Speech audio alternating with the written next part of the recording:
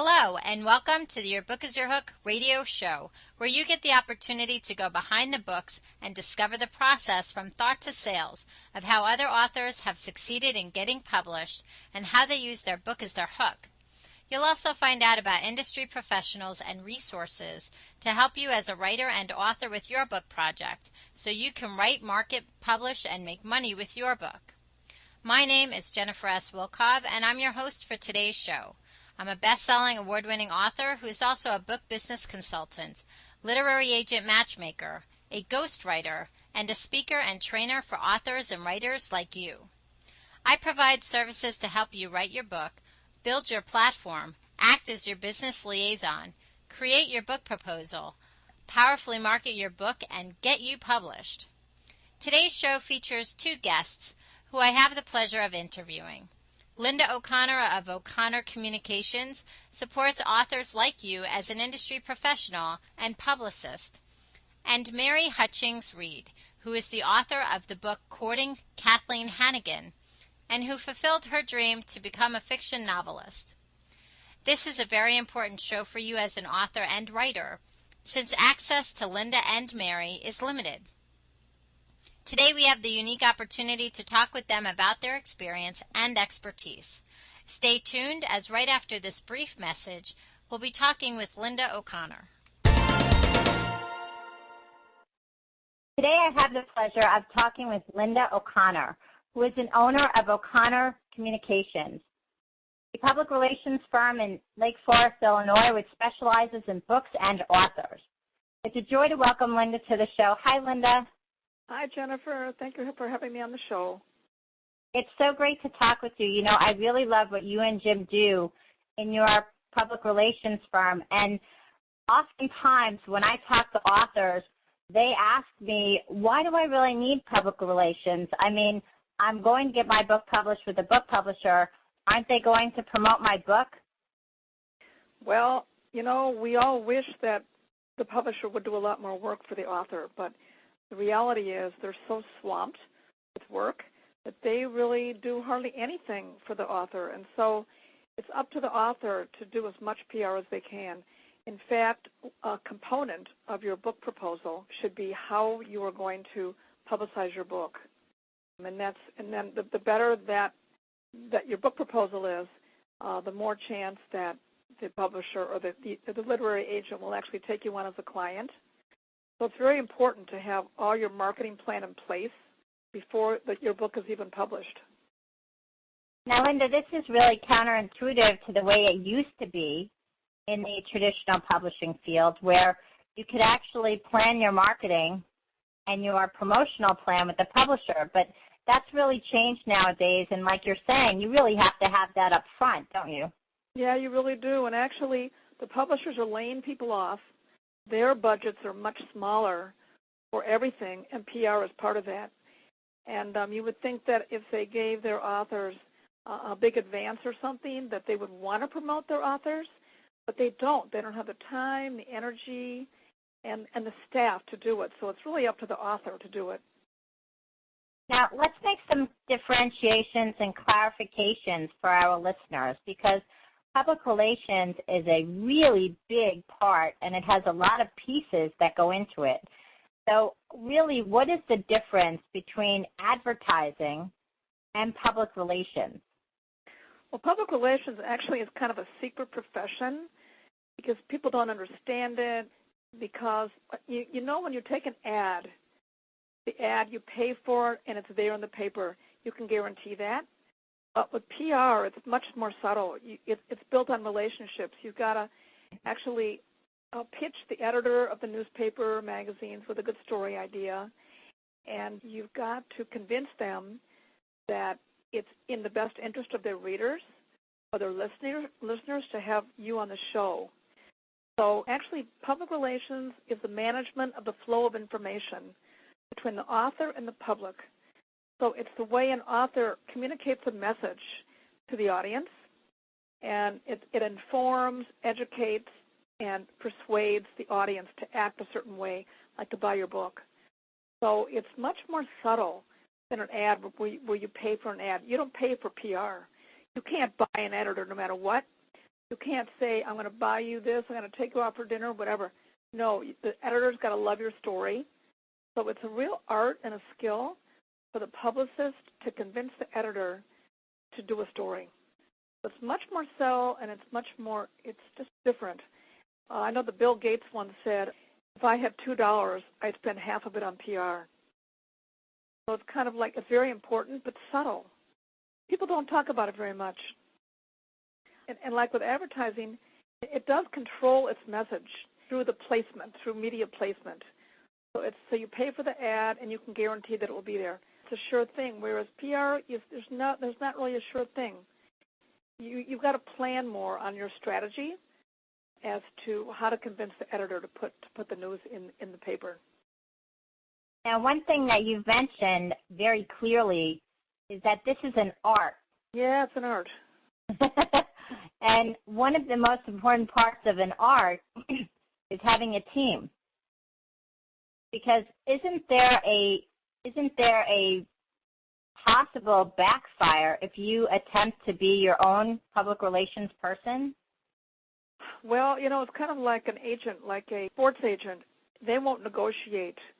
You can't really negotiate with a team, like for them to hire you or to put you on the team. It's sort of like, it's kind of more credible if you have someone else talking for you, if you have someone else working for you. And also, it's the time problem. You can't do all the work that it takes that a PR person can do. And a PR person has established relationships already. They know the process of how to get you in the news much better than you do. You can't reinvent the wheel. It's very, very hard. So it saves a lot of time and trouble if you hire a PR firm because they're professional. They know how to get you in the news. Now, let's talk about this for a moment because oftentimes I speak with authors and they say, well, I'm not sure I really want to be a celebrity author. And many times they say, well, I don't know if I really want to be in the news. So is it really scary for them to be in the news? I think it's the anticipation of being in the news that's the hardest thing. But if you plan and prepare to be in the news and you practice, you do all the things you're supposed to do, it might be scary the first time, but then after a while, it's not scary. It's just the thinking about it that's the worst part is. But the reality is, being in the news is the most fabulous ride you'll ever have. It's so much fun, and it's a thrilling experience, and it's almost addictive. Once you get in the news, you want to be in the news constantly. It's like, oh my gosh, the phone isn't ringing. Why? I want to be in the news again. That was so much fun. So it's the opposite. It's very entertaining for yourself and for other people, and it's really the opposite. It becomes addictive, and you want more. So although it's scary in the first time, that's maybe prepare that first time, and then you relax as you're on the show. You will relax and kind of forget about the fact you're on a show, and just give the viewer or the reader the information they want. And it's no longer scary. It's fun. Well, one of the things that you mentioned earlier is that you can't buy your way onto the show. So when someone like an editor or like a producer for a television or radio show takes an interest in what you have to share, maybe it's in relation to a current event that's going on or maybe the subject matter of your book, that's something that you want to get excited about because that type of publicity can't be bought, right? Exactly. And so, in fact, it's a third-party endorsement because, not only you, of course, want your book to be out there, but the fact that a producer or an editor, they also are interested in the book, it makes it much more important because they think it's worthy of being in the news, and that's huge because you can't buy that. You can buy an ad. Any dog on the street can buy an ad, but to be in the news is really special. So that's what makes it. It's an endorsement of an important media outlet that gets you in the news, and it's the endorsement that makes your books much more special because they think it's important. They want their viewers to hear about your book so that they believe in it just like you do. Now, assuming that the author gets booked, and they have an upcoming appearance, what are some quick tips, maybe 2 or 3 tips, of how they can prepare properly for their appearance? Okay. Well, first of all, they have to give the reporter everything they want. In other words, you've got to send the reporter your book, a press release, a summary of what the book is about. You've got to email them the cover of the book, your photo, maybe testimonials from those who read your book, and maybe other stories that have been in the news about you. And also, so you've got to prepare ahead of time by sending the media what they need to prepare for their show.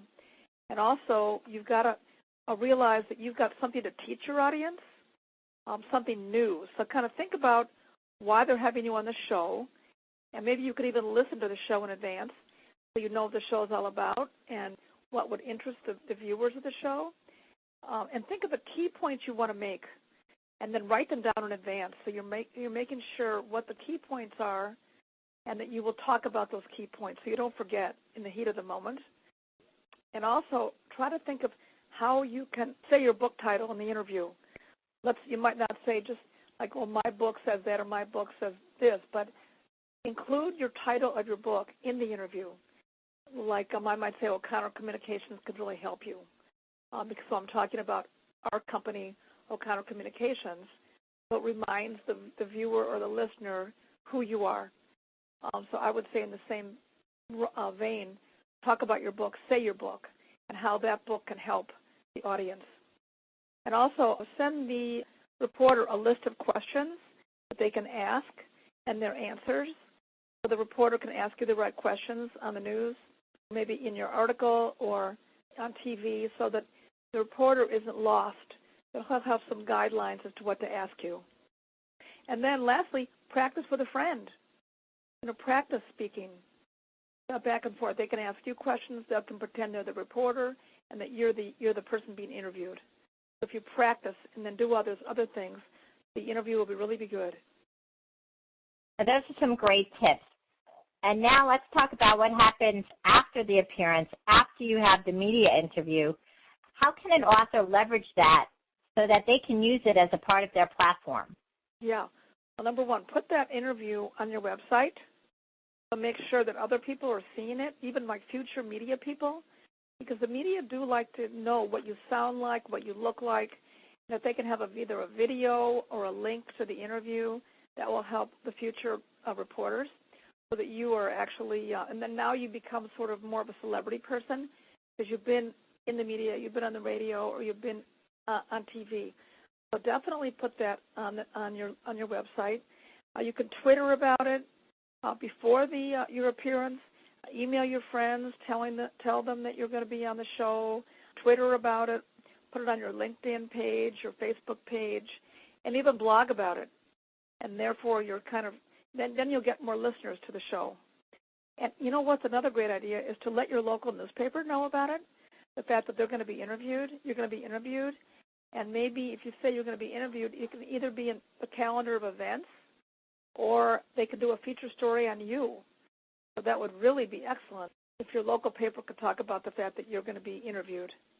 And then also, after your interview, evaluate it. How was it?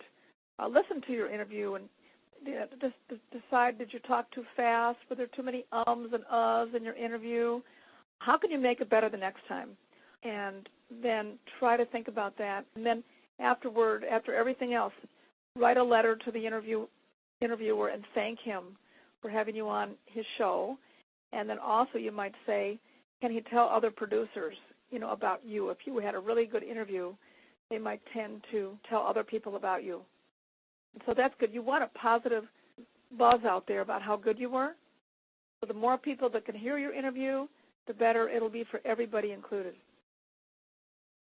I agree, and it's so much fun to be interviewed and then to understand what to do with the interview. Yeah. Linda, this has really just been such a great conversation, so valuable for authors who have not yet been published and those who are already published and looking for more PR. I really want to thank you for joining us today.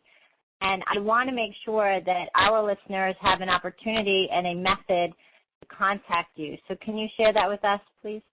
Sure. Anyone wanting more information can contact me through www.o'connorpr.com. And that's O'Connor with an O-R, o'connorpr.com. And I will be sure to answer them because our phone number's on there. They can call us anytime, day or night. We're available, and we'd love to help them. Well, this has just been extraordinary. And, Linda, I appreciate you joining me, and thank you so much. And we'll be right back with the Education Corner. Thanks a lot. For now, always remember your book is your hook. See you next week.